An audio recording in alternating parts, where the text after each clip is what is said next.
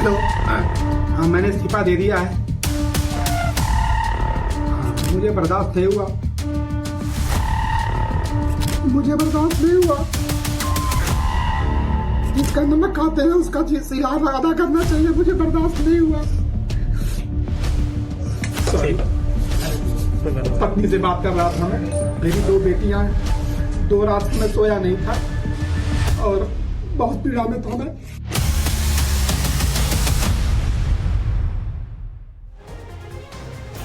नमस्कार, सवाल इंडिया का में आपका बहुत बहुत स्वागत है। मैं हूं अदिति राजपूत। उत्तर प्रदेश में पिछले कुछ दिनों से राजनीति की दिलचस्प तस्वीर देखने को मिल रही है। कोई मुद्दा बड़ा हुआ नहीं कि लोग तुरंत बटे हुए यहां पर नजर आते हैं। शंकराचार्य के मुद्दे की अगर हम बात करें तो उस पर पहले साधु संतों के बीच बंटवारा हुआ। कुछ संत सरकार के पक्ष में, कुछ सरकार के विरोध में आ खड़े हुए और उसके बाद राजनीति में बंटवारा हुआ। शंकराचार्य के मुद्दे पर मुख्यमंत्री योगी आदित्यनाथ के खिलाफ समाजवादी पार्टी और कांग्रेस ने खुलकर मोर्चा संभाला और कहा कि स्वामी अविमुक्तेश्वरानंद का अपमान सनातन का अपमान है।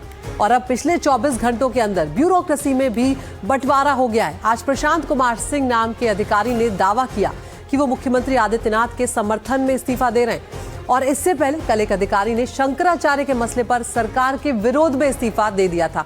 यानी यूपी में पहले साधु संतों का बंटवारा हुआ, फिर नेताओं का बंटवारा हुआ और अब सरकारी अधिकारी जो है वो भी अलग अलग खेमे में बटे हुए नजर आ रहे हैं। मैं प्रशांत कुमार सिंह हूं। मैं डिप्टी कमिश्नर हूं अयोध्या में, राज्य कर विभाग में। मैं सरकार के समर्थन में और अविमुक्तेश्वरानंद शंकराचार्य के जो बयान है उसके विरोध में, उसका खंडन करते हुए आज अपने पद से त्यागपत्र दे रहा हूं। याद रहे, ये त्यागपत्र सरकार के समर्थन में है। शंकराचार्य विवाद में ताजा इस्तीफा जीएसटी के डिप्टी कमिश्नर प्रशांत कुमार सिंह का है। बरेली के सिटी मजिस्ट्रेट अलंकार त्रिपाठी ने जहां शंकराचार्य के मुद्दे पर सरकार के विरोध में इस्तीफा दिया, तो वहीं प्रशांत कुमार सिंह ने साफ कहा कि वो सरकार के समर्थन में हैं। मुझे बर्दाश्त नहीं हुआ। प्रशांत कुमार सिंह खुद को आहत महसूस कर रहे हैं और अलंकार अग्निहोत्री की तरह इन्होंने भी अपना इस्तीफा राज्यपाल को भेजा है। विगत 2 दिनों से जो शंकराचार्य जी हैं और मुक्तानंद जी और मुक्तेश्वरानंद जी, उनके अनर्गल बयान से, जो कि समाज को बांटने वाला बयान है, जो कि एक इतने बड़े प्रदेश के मुख्यमंत्री के व्यक्तिगत टिप्पणी करना, क्योंकि ये सरकार हमारी अन्नदाता है, हम उसका नमक खाते हैं और मेरा कर्तव्य नहीं है कि मैं एक रोबोट की तरह, एक यंत्र की तरह केवल सरकार से वेतन लूं और यदि मेरे राज्य पर, मेरे माननीय मुख्यमंत्री पर, माननीय प्रधानमंत्री पे यदि कोई अनर्गल टिप्पणी करे तो मैं चुप हो जाऊं। एक संवेदनशील व्यक्ति हूं तो मैं निश्चित रूप से उसका एक दायरे में रहते हुए, एक संवैधानिक दायरे में रहते हुए विरोध करूंगा। आपने अपना इस्तीफा किसको दिया है? मैंने अपना इस्तीफा महामहिम राज्यपाल जी को द्वारा उचित माध्यम दिया है। प्रशांत कुमार सिंह ने 2 पन्ने का इस्तीफा भेजा है और उसमें लिखा है कि त्याग पत्र के स्वीकार होने तक वो नियमानुसार और पूरी निष्ठा से राजस्व के वृद्धि हेतु अपने पद और कर्तव्यों का निर्वहन करेंगे। जिसका नमक खाते हैं उसका इलाज अदा करना चाहिए। मुझे बर्दाश्त नहीं हुआ। और इस सब के बीच में बड़ी खबर सामने आ रही। मुख्यमंत्री योगी आदित्यनाथ ने जातिवाद पर निशाना साधा है। उन्होंने कहा है कि कुछ लोग जातिवाद के नाम पर परिवारवाद की राजनीति करते हैं। तो सीएम योगी ने जातिवाद पर यहां पर निशाना साधा। कहा कि कुछ लोग जातिवाद के नाम पर नौजवानों के भविष्य के साथ खिलवाड़ करते थे और ये वही लोग हैं जिनकी वजह से प्रदेश अपनी पहचान के लिए मोहताज हुआ था। योगी यहाँ पर कह रहे हैं कि लेकिन अब समस्या नहीं, समाधान की बात होती है। परिवारवादी और जातिवादी मानसिकता के लोग कैसे इनको बर्दाश्त करेंगे, सुनवाते हैं वो बयान। बहनों और भाइयों, हम सबको याद रखना होगा 2017 के बाद की डबल इंजन सरकार की यात्रा। 2017 के पहले उत्तर प्रदेश में क्या था? भय था, आतंक था, उपद्रव था, अराजकता थी, बीमारी थी, दंगे थे। न बेटी सुरक्षित थी, न व्यापारी सुरक्षित था। ये कौन लोग थे जो जाति की राजनीति करते हैं, जाति के नाम पर अपने परिवार की बात करते हैं,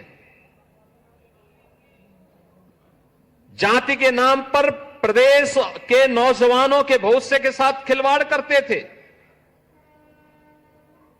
ये वही लोग हैं जिन्होंने आप सबके सामने, प्रदेशवासियों के सामने पहचान का संकट खड़ा किया था।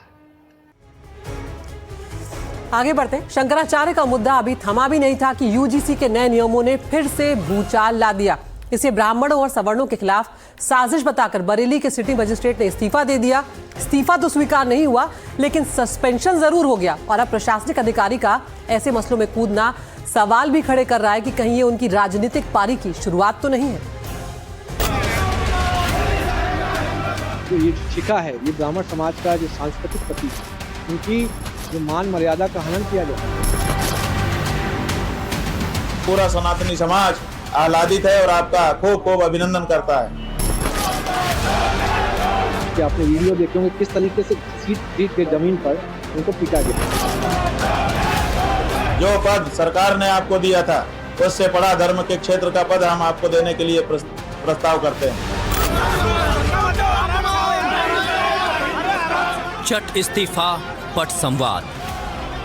शंकराचार्य से जुड़े विवाद के बीच जिस तरह से प्रयागराज और बरेली में संवाद स्थापित हुआ वो दिलचस्प है, लेकिन पहले देखिए कि इस्तीफे के बाद बरेली में क्या हुआ।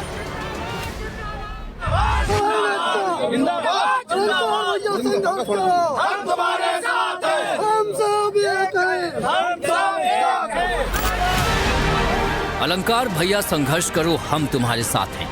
इस्तीफा देने के बाद मजिस्ट्रेट अलंकार अग्निहोत्री रातों रात अलंकार भैया बन गए। बरेली के डीएम से मिलने पहुंचे, अंदर जाने की इजाजत नहीं मिली तो धरने पर बैठ गए।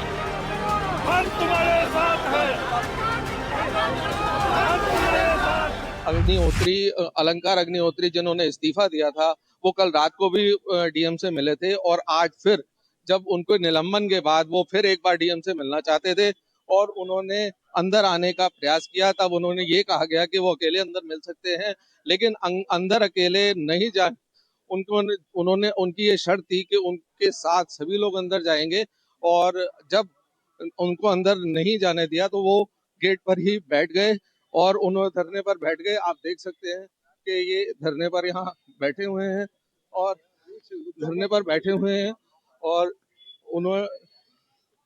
उनके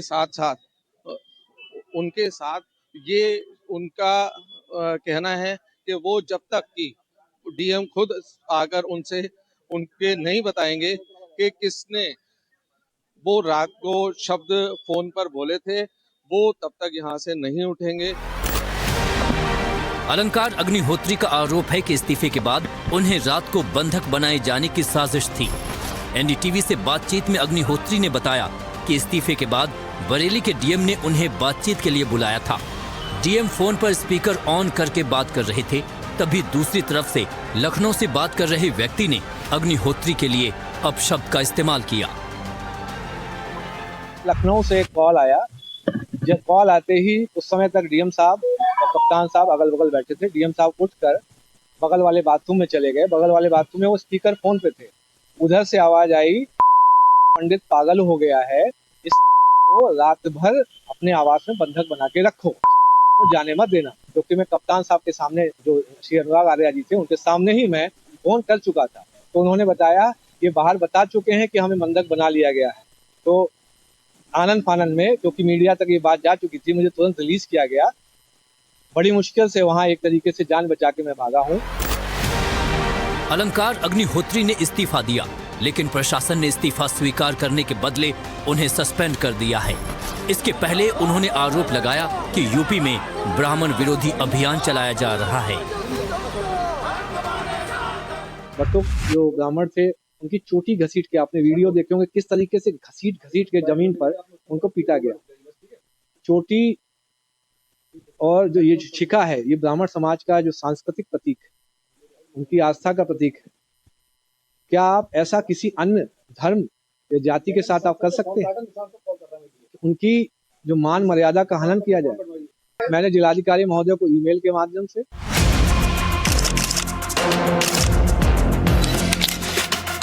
अलंकार अग्निहोत्री के इस्तीफे के बाद शंकराचार्य अविमुक्तेश्वरानंद ने उन्हें फोन भी किया।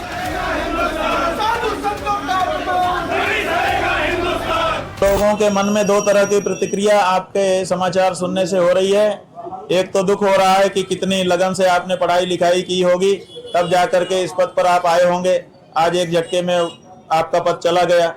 लेकिन दूसरी तरफ आपने जिस तरह से सनातन धर्म के प्रति, सनातन धर्म के प्रतीकों के प्रति अपनी गहन निष्ठा का प्रदर्शन किया है, उससे पूरा सनातनी समाज आह्लादित है और आपका खूब खूब अभिनंदन करता है। हम चाहते हैं कि आपके जैसे निष्ठावान लोग सनातन धर्म की सेवा में और आगे आएं। जो पद सरकार ने आपको दिया था, उससे बड़ा धर्म के क्षेत्र का पद हम आपको देने के लिए प्रस्ताव करते हैं। तो स्वामी अविमुक्तेश्वरानंद का मुद्दा हर बीतते दिन के साथ एक नया मोड़ लेता नजर आ रहा है। संत समाज अपने अपने हिसाब से लाइन लेते हुए नजर आ रहे हैं। अविमुक्तेश्वरानंद के सीएम योगी की तुलना औरंगजेब से करने को लेकर सदुआ बाबा कब्र खोदकर गाड़ने की बात कह रहे हैं, तो वहीं आज से हठयोग पर बैठे कंप्यूटर बाबा ने राख में मिलाने की बात कर डाली।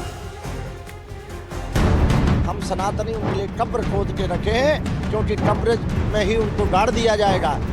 सनातन के साथ, भगवा के साथ यदि इस टाइप की हरकत करेंगे गाड़ने जैसी, तो ये हम धूनी ताप के, हम भजन करके राख में मिला देंगे।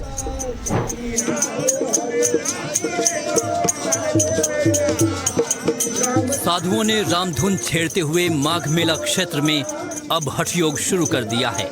कारण ये कि मौनी अमावस्या के स्नान के विवाद के बाद 10 दिन हो गए, न शंकराचार्य झुके न सरकार। शंकराचार्य के समर्थन में आज तमाम साधु संत जहां शंकराचार्य विरोध के लिए बैठे हैं, वहां पर धुनी रमा रहे हैं, हठयोग कर रहे हैं। तस्वीरें आपको दिखा रहे हैं। ये साधु संत वैष्णव परंपरा के हैं, वैरागी हैं, त्यागी हैं। तमाम ये साधु संत यहाँ पर मौजूद है और आप देखेंगे इनके आगे एक जगह पर कंडे जो है तपरे दिखाई दे रहे हैं, उनमें घी और तमाम यज्ञ की आहुति दी जा रही है। ये धुनी रमाना और इसके साथ ही हठयोग का एक हिस्सा है।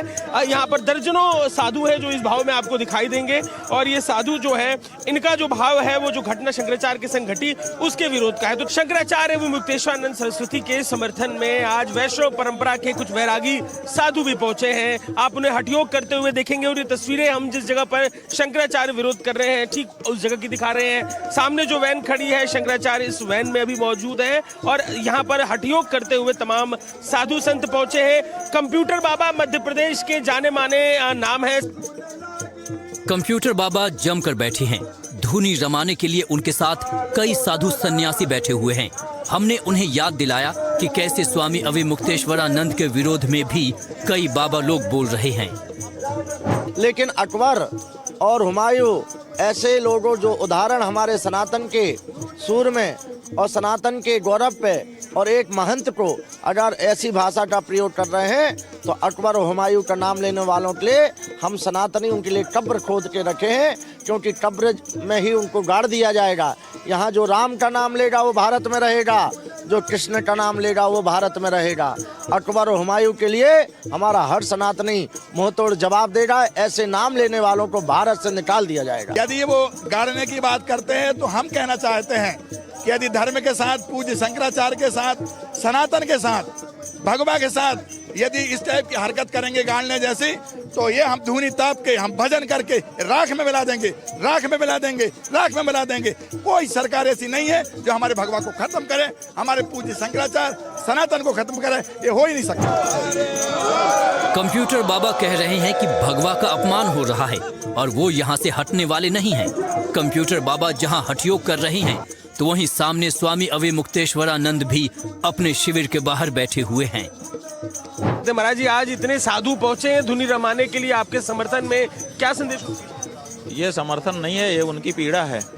उस पीड़ा को दूर करने के लिए जैसे विष की औषध विष होता है, जैसे कांटे से कांटा निकाला जाता है, उसी तरह से कष्ट सह करके उनके अंदर जो पीड़ा उत्पन्न हुई है उत्तर प्रदेश सरकार की गई घटना से, उसको दूर करने का प्रयास वो कर रहे हैं।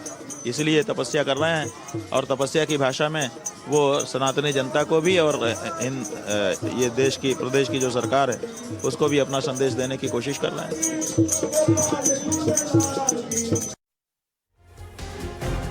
और अब बात यूजीसी के नए कानून की। यूजीसी पर सरकार का नया कानून आया तो बवाल मच गया। नए नियमों के खिलाफ दिल्ली से लखनऊ तक संग्राम मचा हुआ है। शहर शहर सड़कों पर छात्रों का हुजूम उमड़ पड़ा है। आपको अलग अलग तस्वीरें हम दिखाने जा रहे हैं 8 शहरों की। देखिए कैसे लखनऊ में छात्र सड़क पर बैठकर ताली बजाते हुए विरोध प्रदर्शन कर रहे हैं। अलीगढ़ में पोस्टर के साथ छात्र नारेबाजी करते नजर आए तो राजधानी दिल्ली में भी छात्र धरने पर बैठे। वहीं मेरठ की तस्वीरें आपके सामने, बड़ी संख्या में छात्रों ने विरोध मार्च निकाला। इसके अलावा प्रयागराज, रायबरेली, हापुड़ और मैनपुरी में भी इसके खिलाफ जोरदार प्रदर्शन देखने को मिले।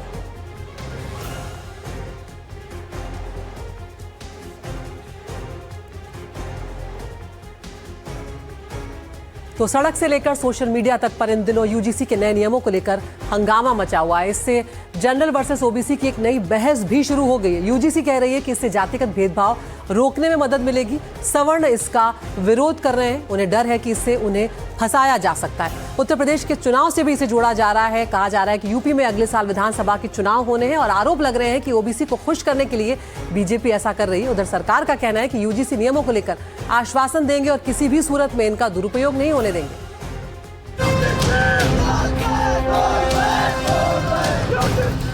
यूजीसी पर सरकार के नए कानून को लेकर लखनऊ से लेकर दिल्ली तक बवाल मचा है।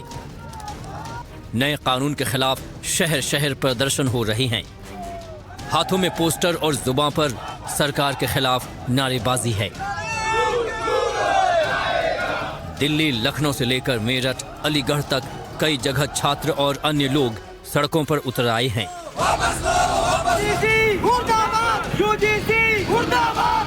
तस्वीरें लखनऊ यूनिवर्सिटी की हैं, जब छात्रों का हुजूम सड़कों पर उतर गया और जमकर हंगामा किया।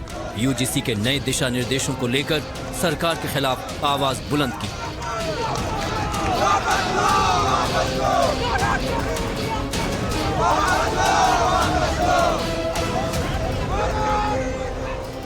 मांग है आप लोगों, सवर्ण विरोधी है सरकार, अपना कानून वापस ले, नहीं उत्तर प्रदेश ही नहीं पूरे भारत में सड़कों का जाम किया जाएगा। और यहाँ से लेकर नहीं मोदी सरकार, हम लोगों ने उनको गद्दी पर बैठाया है और हम लोगों के खिलाफ ये कानून हम लोग नहीं सहेंगे। तक चलेगा ये जब तक कानून वापस नहीं लिया जाता है तब तक ये आंदोलन काला कानून के लिए चलेगा। ये काला कानून वापस होना चाहिए। ये देश जो है नरेंद्र मोदी नहीं चलाएंगे, ये देश जो है जनता चलाएगी, लोकतंत्र है। समझ लो विश्वासघात हो रहा है, स्थिति संभल नहीं पाएगी देश में अगर ये लागू हुआ तो। अलीगढ़ में भी इसी तरह की तस्वीरें देखने को मिली। यहाँ करनी सेना के समर्थक यूजीसी की गाइडलाइन के खिलाफ सड़कों पर उतर आए। मेरठ में भी जोरदार विरोध देखने को मिला। प्रदर्शनकारियों ने इसे सवर्णों के खिलाफ साजिश और काला कानून बताया। इक्विटी कमीशन बनाने से जुड़े यूजीसी के नए दिशा निर्देशों के खिलाफ शहर शहर आवाज बुलंद हो रही है। प्रयागराज, रायबरेली, हापुड़ और मैनपुर समेत दूसरे कई शहरों से इसी तरह के विरोध प्रदर्शन की तस्वीरें आईं। इसको लेकर विवाद इतना बढ़ गया कि इसमें साधु संत भी कूद पड़े हैं। अयोध्या के संत परमहंस ने पीएम को पत्र लिखकर इसे वापस लेने की मांग की, तो वहीं योगी सरकार में मंत्री ओम प्रकाश राजभर ने कहा कि अगर किसी को आपत्ति है तो उसे कोर्ट जाना चाहिए। आज मैंने देश के माननीय प्रधानमंत्री श्री नरेंद्र मोदी जी को पत्र लिख करके और मैंने मांग किया है कि या तो आप यूजीसी के नए नियमावली को वापस कर दीजिए, नहीं तो मुझे इच्छा मृत्यु की अनुमति प्रदान करिए। उनके सवर्णों के बच्चों को निर्दोष होने पर भी फंसाया जाएगा और अगर कोई झूठा फंसा रहा है तो उसके ऊपर कोई कार्रवाई नहीं होगी। इससे क्या होगा, इससे जो है अराजकता बढ़ेगी, अपराध बढ़ेगा, आपस में जातिवाद के नाम पर लोग लड़ेंगे। कि सरकार की मंशा ये नहीं है। सरकार की मंशा संविधान के अनुरूप समता, स्वतंत्रता, बंधुत्व और न्याय पर आधारित काम हो रहा है। अगर किसी को सुप्रीम कोर्ट के फैसले पर अगर कोई आपत्ति है तो हम लोग देखते हैं कि अगर लोअर कोर्ट से किसी के खिलाफ कोई फैसला हो जाता है तो हाई कोर्ट जाता है, हाई कोर्ट से खिलाफ हो जाता है तो सुप्रीम कोर्ट जाता है, उसको सहूलियत मिलती है। ऐसा नहीं अगर उसके साथ अन्याय हुआ तो अगर ये यूजीसी के मामले में अगर कोई कमी है, संज्ञान में बात है लोगों को, तो सुप्रीम कोर्ट जाना चाहिए। अब ऐसे में सवाल ये उठता है कि आखिर यूजीसी को लेकर नए नियम क्या हैं और इसमें किस बात को लेकर विरोध हो रहा है, तो इसे भी आपको बताते हैं। यूजीसी ने 2026 में जो नए नियम बनाए हैं उसके मुताबिक उच्च शिक्षा में समानता को बढ़ावा देना है। यूनिवर्सिटी कॉलेज में एक इक्विटी कमेटी बनानी होगी। SC, ST और OBC छात्रों की शिकायतें सुनेंगी, तय समय में उनका निपटारा करेगी। कमेटी में SC, ST, OBC, दिव्यांग और महिलाओं का होना जरूरी है। कमेटी का काम कैंपस में बराबरी का माहौल बनाना है और पिछड़े वर्ग के छात्रों के लिए योजनाएं लागू करना है। तो बात ये कि आखिर विरोध क्यों हो रहा है, आइए इसे भी समझते हैं। नियमों के खिलाफ जनरल कैटेगरी के छात्रों का विरोध है। आरोप है कि ये नियम सवर्णों के खिलाफ हैं। सिर्फ SC, ST और OBC के खिलाफ भेदभाव की बात है। जनरल कैटेगरी के छात्रों को भेदभाव का शिकार माना ही नहीं गया। सवर्णों का कहना है कि नए नियमों का फायदा उठाकर कोई भी सवर्णों को फंसा सकता है। सुप्रीम कोर्ट में भी इसके खिलाफ याचिका दायर की गई है। कहा गया है कि इससे भेदभाव कम नहीं बल्कि ज्यादा हो सकता है। विवाद बढ़ने के बाद केंद्रीय शिक्षा मंत्री धर्मेंद्र प्रधान खुद सामने आए। उन्होंने कहा कि कोई भेदभाव नहीं होगा और कोई भी कानून का गलत इस्तेमाल नहीं कर पाएगा। किसी को उत्पीड़न होने नहीं दिया जाए, कोई भेदभाव नहीं होगा, कोई डिस्क्रिमिनेशन के नाम पे किसी को भी मिसयूज करने का अधिकार नहीं रहेगा। इसमें यूजीसी हो, भारत सरकार हो या राज्य सरकार हो, इसकी दायित्व रहेगी। मैं आश्वस्त करता हूँ, उसको जो व्यवस्था हुई है, भारत की कुछ भी व्यवस्था हो, संविधान की परिधि के अंदर होगा। और ये जो विषय आई है, ये तो सुप्रीम कोर्ट की निगरानी में व्यवस्था है। इसमें आश्वस्त मैं फील करना चाहता हूँ, कोई भी किसी के ऊपर भी अत्याचार या किसी को भी भेदभाव नहीं किया जाएगा। बहरहाल छात्र इस मांग पर अड़े हैं कि सरकार इस कानून को वापस ले, नहीं तो इसके खिलाफ प्रदर्शन जारी रहेगा।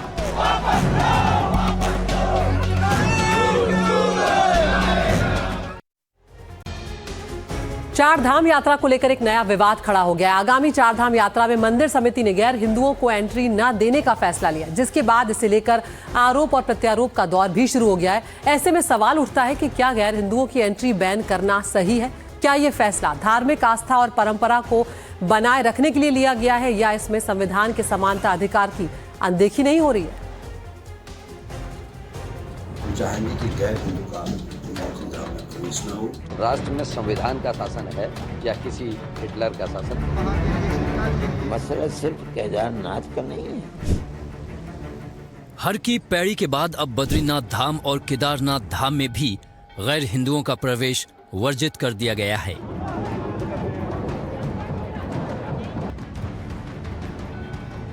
आगामी चार धाम यात्रा में बद्रीनाथ केदारनाथ मंदिर समिति ने गैर हिंदुओं को एंट्री न देने का फैसला लिया है, जिसके बाद इसे लेकर आरोप और प्रत्यारोप का दौर शुरू हो गया है। तर्क दिए जा रहे हैं कि धार्मिक स्थलों की पवित्रता बनाए रखने के लिए ये आवश्यक है। लंबे समय से ये मांग रही है कि जो हमारे धार्मिक स्थल हैं, जो हमारे इस तरह के जो बड़े धाम हैं, इन स्थलों पर जो है कि गैर हिंदुओं को प्रवेश जो है कि वर्जित होना चाहिए। और हमारे जो हक हकूकदारी हैं, हमारे जो केदार सभा है, हमारी डिम्बर पंचायत है, चाहे यमुनोत्री हो, गंगोत्री हो, स्थानीय हक हकूकदारी हो, सबने इस बात का स्वागत किया और ये माना है कि जिस तरह का आपने देखा कि कुछ समय से यहाँ पर एक माहौल को खराब करने का प्रयास किया गया है, तो लोगों ने इस पर कहा है कि सभी जो हमारे जो स्थल है, जो धार्मिक स्थल है, उन पर जो है कि ये पूर्णतः गैर हिंदुओं को प्रवेश वर्जित होना चाहिए। माँ पतित पावनी भागीरथी गंगा का धाम गंगोत्री, जिसकी तिथि चैत्र मास में हम लोग निकालते हैं कपाट खुलने की, और जानी है हमने पहले से ही इस बात को कहा बार बार, और अभी भी हम मंदिर समिति गंगोत्री की तरफ से ये घोषणा करते हैं कि किसी भी गैर हिंदू को माँ भगवती गंगा के जो मंदिर है उसमें आने से रोका जाएगा। तीर्थ पुरोहित समाज का मानना है कि इस निर्णय से धार्मिक स्थलों की मर्यादा बनी रहेगी और श्रद्धालुओं में भी धार्मिक अनुशासन मजबूत होगा। लेकिन बात निकली तो धर्म और राजनीति के गलियारे में पहुंच गई। ये सोच और ये इस तरह की फिक्र पैदा करना गोया की कट्टरपंथी विचारधारा को बढ़ावा देना है, और जो लोग देश को कमजोर करना चाहते हैं, समाज के ताने बाने हिंदू मुस्लिम भाईचारे को खत्म करना चाहते हैं, दरार डालना चाहते हैं, उन लोगों को इस तरह के तौर तरीकों से और इस तरह के फैसलों से ताकत मिल रही है। ये लोग समाज के दुश्मन हैं। मसला सिर्फ केदारनाथ का नहीं है, पूरे मुल्क के अंदर आसाम में क्या हो रहा है, वह कौन सा मंदिर का मसला है। पूरी आबादियों को बुलडोजर तहस नहस कर दिया जाता है। हजारों नहीं लाखों मुसलमान वो है कि जिसको ये कहते हैं कि ये पाकिस्तान ये बांग्लादेश का रहने वाला है, अपने सबूत पेश करते हैं, उनको कबूल नहीं किया जाता है। आप ये कहें कि गंगा के अंदर कोई मुसलमान नहीं जा सकता, क्रिश्चियन नहीं जा सकता, आपको कोई हक नहीं है पाबंदी लगाने का। जो धार्मिक स्थल हैं वहाँ पे आप पाबंदी लगा सकते हैं। आप कहिए कि दूसरे धर्म के लोग ना आए, मस्जिद वाले कह सकते हैं हिंदू ना आए, मंदिर वाले कह सकते हैं मुसलमान ना आए, क्रिश्चियन ना आए, लेकिन जो देश की दूसरी चीज़ें हैं, दरिया हैं, पहाड़ हैं, दूसरी चीज़ें हैं, वहाँ पे आप पाबंदी नहीं लगा सकते। ये नफरत फैलाने का जो इनका तरीका है, ये दरार डालने का जो तरीका है, जो इनका डिवाइड करने की पॉलिटिक्स है, यूपी में भी हारी, लोकसभा में, बंगाल में भी इस बार हारने जा रहे हैं ये लोग। बद्रीनाथ और केदारनाथ धाम के अलावा बद्रीनाथ केदारनाथ मंदिर समिति के अधीन कई दूसरे मंदिर भी आते हैं। फैसले पर अमल हुआ तो ये सारे मंदिर इससे प्रभावित होंगे।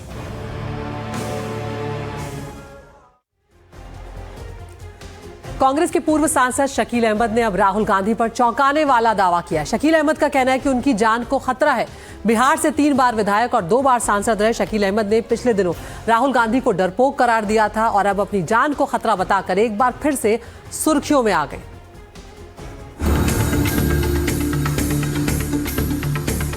राहुल जी से मेरी जो शिकायत है वो ये है कि वो कंटेम्प्ट है उनको सीनियर लोगों के लिए, वो थ्रेटन फील करते हैं।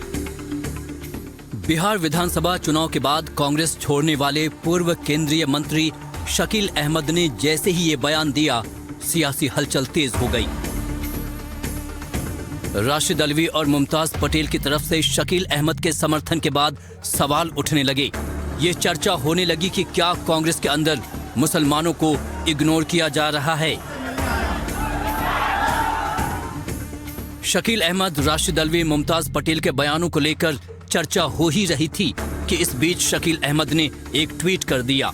शकील अहमद ने अपने ट्वीट में दावा किया कि कांग्रेस के राष्ट्रीय नेतृत्व ने बिहार कांग्रेस को ये आदेश दिया है कि पुतला दहन के बहाने उनके पटना और मधुबनी वाले घर पर हमला किया जाए। इस ट्वीट के 1 घंटे बाद शकील अहमद ने फिर दूसरा ट्वीट किया। इसमें व्हाट्सएप का एक स्क्रीनशॉट शेयर करते हुए सीधे राहुल गांधी पर सवाल उठा दिए। विरोध प्रदर्शन को लेकर पूछा कि क्या ये राहुल गांधी के आदेश के बिना हो रहा है।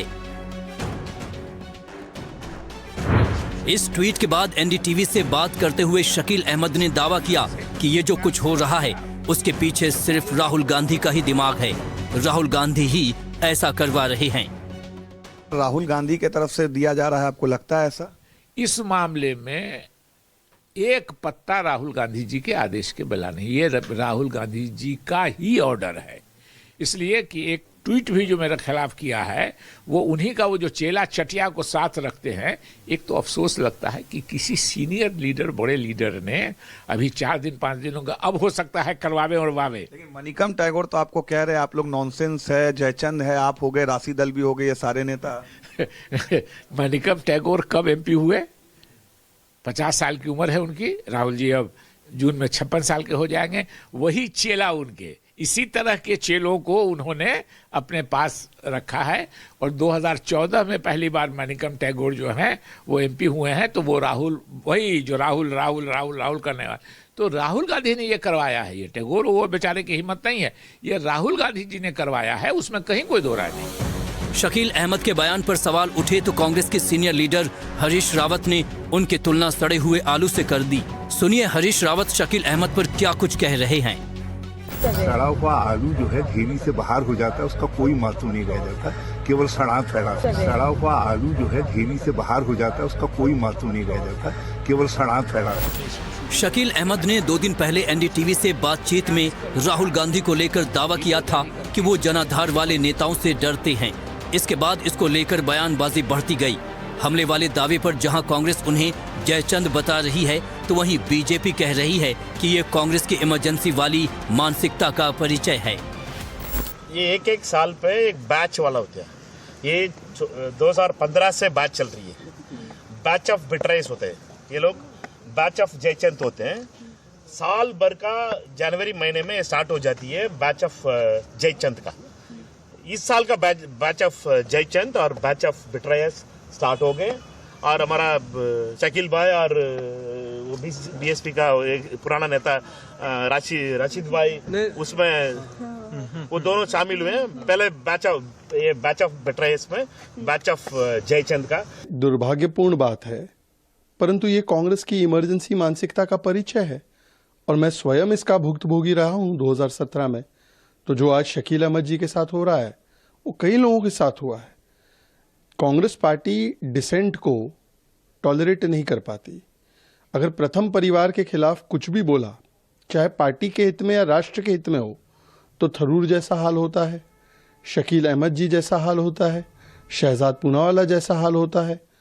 और मुझे इसमें कोई हैरानी नहीं महसूस होती कि कांग्रेस के वरिष्ठतम जगहों से शकील अहमद जी के लिए सुपारी दी गई है कि उनको किसी प्रकार से नुकसान पहुंचाया जाए। तो मैं तो कहूंगा कि ये कांग्रेस पार्टी पूरे देश में ढिंडोरा पीटती है, डेमोक्रेसी डिसेंट, डेमोक्रेसी डिसेंट। अपने घर के अंदर ही डेमोक्रेसी और डिसेंट को गायब करके रखा है। शकील अहमद ने बयानबाजी करके कांग्रेस के अंदर नया घमासान खड़ा कर दिया है। फिर राशिद अलवी और मुमताज पटेल के बयान ने इसे और हवा दी। ये देखने वाली बात होगी कि कांग्रेस इस अंदरूनी कलह से कैसे निपटती है। Bureau report, NDTV India.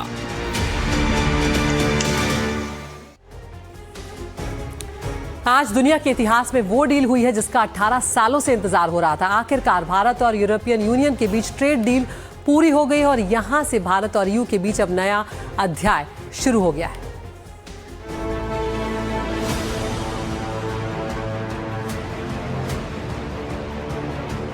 आज भारत ने अपने इतिहास का अब तक का सबसे बड़ा फ्री ट्रेड एग्रीमेंट संपन्न किया है। आज 27 तारीख है। ये सुखद संयोग है कि आज ही के दिन यूरोपियन यूनियन के 27 देशों के साथ भारत ये एफटीए कर रहा है। और इसी के साथ दुनिया की सबसे बड़ी फ्री ट्रेड डील पूरी हो गई। 18 सालों से जिसका इंतजार हो रहा था वो आज पूरा हो गया और 27 जनवरी 2026 की तारीख इतिहास के पन्नों में दर्ज हो गई। ये भारत और यूरोपियन यूनियन के बीच सिर्फ फ्री ट्रेड एग्रीमेंट नहीं है, बल्कि यहाँ से भारत और यूरोपियन यूनियन के रिश्तों में एक नया अध्याय भी जुड़ गया। वो समझौता जिसे गेम चेंजर माना जा रहा है, आखिरकार उस पर सहमति बन गई। ये सिर्फ एक व्यापारिक करार भर नहीं है, बल्कि भारत की वैश्विक ताकत और यूरोप के साथ रणनीतिक साझेदारी का बड़ा संकेत है। यूरोपियन यूनियन से मुक्त व्यापार समझौते का मतलब साफ है कि भारत ने एक साथ 27 देशों के साथ एग्रीमेंट किया है। आगे आपको बताएंगे कि ये डील, जिसे पीएम मोदी ने मदर ऑफ ऑल डील्स का नाम दिया है, इसके पूरे होने से भारत और यूरोपियन यूनियन के देशों को क्या क्या फायदे होंगे, दोनों देशों पर डील का क्या असर पड़ेगा और आम लोगों को इस डील के क्या क्या नतीजे देखने को मिलेंगे। लेकिन पहले आपको सुनाते हैं कि इस डील के पूरा होने के मौके पर पीएम मोदी ने क्या कुछ कहा है। यह एक ऐतिहासिक समझौता हमारे किसानों, हमारे छोटे उद्योगों, इसके यूरोपियन मार्केट तक पहुंच आसान बनाएगा, मैन्युफैक्चरिंग में नए अवसर पैदा करेगा और हमारे सर्विसेज सेक्टर के बीच सहयोग को और प्रबल करेगा।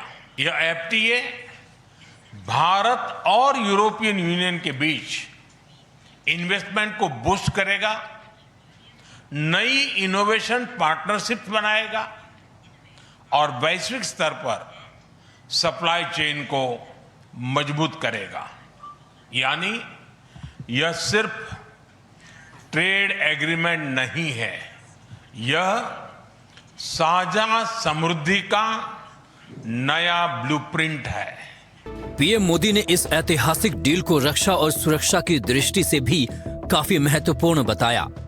फ्रेंड्स, रक्षा और सुरक्षा सहयोग किसी भी स्ट्रेटेजिक पार्टनरशिप की नींव होती है और आज हम इसे सिक्योरिटी एंड डिफेंस पार्टनरशिप के जरिए औपचारिक रूप दे रहे हैं।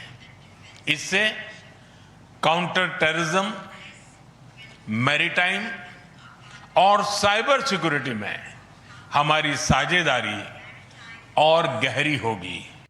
यूरोपियन यूनियन के अध्यक्ष उर्सुला वॉन ने कहा कि ये आखिरकार हमने कर दिखाया। मदर ऑफ ऑल डील से दोनों विराट देशों की अर्थव्यवस्थाएं मजबूत होंगी। We did it. We delivered the mother of all deals.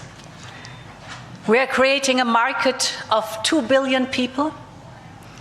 And this is the tale of two giants, the world's second and fourth largest economies. This trade will integrate further our supply chain and strengthen our joint manufacturing power. It will cut up to 4 billion euros in annual tariffs for exporters of all sizes. And it will create good jobs for millions of workers. इस मौके पर भारत और European union के बीच अलग से 5 साल का agenda भी लॉन्च किया गया। पीएम मोदी ने इस एजेंडे के फायदे भी बताए। आज की इन उपलब्धियों के आधार पर हम अगले 5 वर्ष के लिए एक और भी एम्बिशियस और होलिस्टिक स्ट्रेटेजिक एजेंडा लॉन्च कर रहे हैं। एक जटिल वैश्विक वातावरण में ये एजेंडा स्पष्ट दिशा देगा, हमारी साझा समृद्धि को आगे बढ़ाएगा, इनोवेशन को गति देगा, सुरक्षा सहयोग और सुदृढ़ करेगा और पीपल टू पीपल टाइज को और गहरा करेगा। और आइए अब आपको बड़े परिप्रेक्ष्य में बताते हैं कि जो मदर ऑफ ऑल डील्स हुआ है उससे किसको क्या फायदा मिला है। भारत को अपने सामान और सेवाओं के लिए 27 देशों का प्रीमियम मार्केट मिलेगा, तो वहीं ईयू को 140 करोड़ आबादी वाला विशाल बाजार। भारत के लिए टेक्सटाइल, फार्मा, केमिकल इंजीनियरिंग और एग्री प्रोडक्ट्स को फायदा होगा, तो वहीं ईयू के लिए चीन से सप्लाई चेन जो है उसका विकल्प तैयार होगा। यूरोपियन कंपनियां भारत में मैन्युफैक्चरिंग और सर्विस सेक्टर में निवेश करेंगी, तो वहीं ईयू के लिए फायदे वाली बात यह होगी कि भारत में उत्पादन से लागत घटेगी और मुनाफा बढ़ेगा। भारतीय इंडस्ट्री, स्टार्टअप और सर्विस सेक्टर में बड़े पैमाने पर रोजगार सृजित होंगे, तो वहीं भारत की मजबूत टेक वर्कफोर्स जो है उससे यूरोप को भी फायदा मिलेगा। सेमीकंडक्टर, एआई, 5G, 6G और एडवांस मैन्युफैक्चरिंग में भारत को सहयोग मिलेगा, तो वहीं ईयू को क्लाइमेट चेंज और नेट जीरो लक्ष्यों में सहयोग हासिल होगा। भारत को सोलर, हाइड्रोजन, ईवी और बैटरी टेक्नोलॉजी में फायदा होगा, तो वहीं यूरोप की भारत के जरिए एशिया में पकड़ मजबूत होगी। भारतीय स्टार्टअप्स को यूरोपियन फंडिंग और रिसर्च का लाभ मिलेगा, तो ईयू को समुद्री सुरक्षा और रणनीतिक हितों की मजबूती हासिल होगी। भारत की चीन पर निर्भरता घटेगी और यूरोप भरोसेमंद विकल्प बनेगा, तो वहीं ईयू को भारत के वैज्ञानिक और टेक्निकल संस्थानों से साझेदारी का फायदा मिलेगा। डेटा, साइबर सिक्योरिटी, इंफ्रास्ट्रक्चर में भारत को सहयोग मिलेगा, तो वहीं यूरोपियन स्टार्टअप्स को भारत में विस्तार का मौका मिलेगा। डील से भारत की छवि मजबूत आर्थिक शक्ति के रूप में उभरेगी, तो वहीं ईयू के बाजार को भरोसेमंद लोकतांत्रिक साझेदार से स्थिरता मिलेगी। तो इस व्यापार से किसको क्या फायदा होने जा रहा है वो भी हम यहाँ पर आपको बताते चलते हैं। ये जो व्यापार समझौता है इससे किसको क्या मिला। अगर हम बात करें तो यहाँ पर लग्जरी यूरोपियन गाड़ियाँ सस्ती हो जाएंगी, एयरक्राफ्ट पार्ट्स जो है वो सस्ते होंगे, शराब, बियर, वाइन जो है ये सारी चीज़ें इस तरह की सस्ती हो जाएंगी। केमिकल मशीनरी, डायमंड जो है वो सस्ता हो जाएगा, चॉकलेट, जूस ये भी सस्ते होंगे। यूरोप को क्या मिलेगा इस पर भी अगर हम नजर डाल लें तो सस्ता भारतीय गारमेंट्स जो है वो यूरोप को हासिल होगा। टेक्सटाइल प्रोडक्ट भी सस्ते हो जाएंगे, टैरिफ फ्री स्टील, आयरन मिलेगा। भारतीय दवाइयाँ भी सस्ती होंगी। इसके अलावा लेदर, इलेक्ट्रिकल मशीनरी भी सस्ती मिलेगी। तो इस डील को लेकर अर्थशास्त्री भी बहुत ही फायदे वाला सौदा बता रहे हैं कि क्या कुछ अब आगे देखने को मिलेगा, इसमें भारत और यूरोप जो है दोनों को फायदा मिलेगा। क्या कुछ कह रहे हैं अर्थशास्त्री, सुनवाते हैं। निवेश दोनों देशों में बढ़ेगा, खासकर यूरोपियन यूनियन के देश भारत में इनोवेटिव सेंटर्स में निवेश करेंगे। इसमें हाई स्किल्ड जॉब्स में नई नौकरियां निकलने की पूरी संभावना है। असेंबली लाइन हो, मैन्युफैक्चरिंग हो, स्किल्ड हो, सेमी स्किल्ड हो, अनस्किल्ड हो, सभी क्षेत्रों में नौकरियां निकलने की पूरी उम्मीद नजर आ रही है। डिपेंड करता है किस प्रकार का निवेश भारत में आगे आता है। जो इनोवेटिव हब जो बनाएगा यूरोपियन यूनियन, उसमें हाईली स्किल्ड क्षेत्र में मिलेगा। जो यूरोपियन यूनियन से यहां पर आके फैक्ट्री लगेंगी, उसमें सेमी स्किल्ड और स्किल्ड कैटेगरी को भी काम मिलेगा। कुछ ऐसे क्षेत्र भी हो सकते हैं जहां से अनस्किल्ड वर्कर्स को भी यहां पर काम मिले। कुल मिला के भारत में नौकरियां और रोजगार के अवसर बढ़ेंगे, इसमें कोई दो राय नहीं है।